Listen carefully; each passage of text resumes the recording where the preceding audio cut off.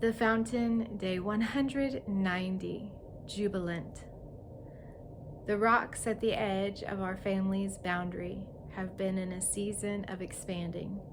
Do you remember when I described me pushing one over into an expanded position recently? Jubilant means feeling or expressing great happiness and triumph. I watched something interesting occurring in people over the last few years. I saw that when good people had victory and godliness was restored in parts of the nation, so many people, even believers, criticized those of us who rejoiced.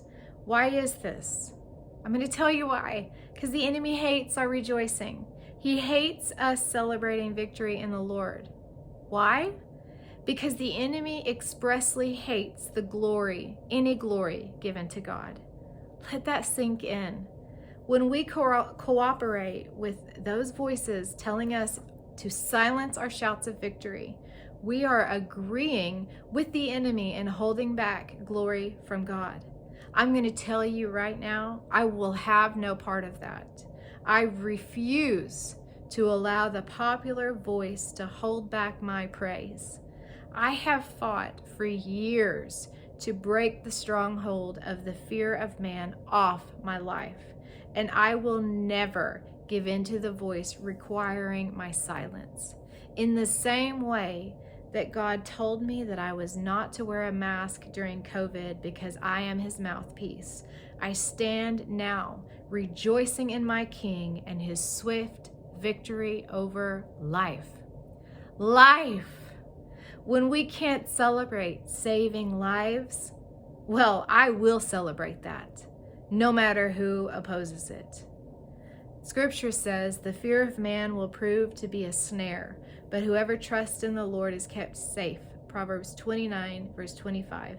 And there is surely a future hope for you, and your hope will not be cut off. Proverbs 23, verse 18. Let's not forget that the joy of the Lord is our strength. Shout for joy. Tell of his mighty deeds. Embrace victory without being ashamed. It's time for the church to wake up to the power of celebration again. Scripture also says, shout with joy to God, all the earth. Sing the glory of his name. Make his praise glorious. Say to God, how awesome are your deeds! So great is your power that your enemies cringe before you. All the earth bows down to you. They sing praise to you. They sing praise to your name. Come and see what God has done, how awesome his works on man's behalf. He turned the sea into dry land. They passed through the water on foot. Come, let us rejoice in him. He rules forever by his power. His eyes watch the nations. Let not the rebellious rise up against him. Psalm 66, 1-7. I have one last thought. Do you think the Israelites should have not celebrated the Red Sea moment because their enemies were drowned? I bet not.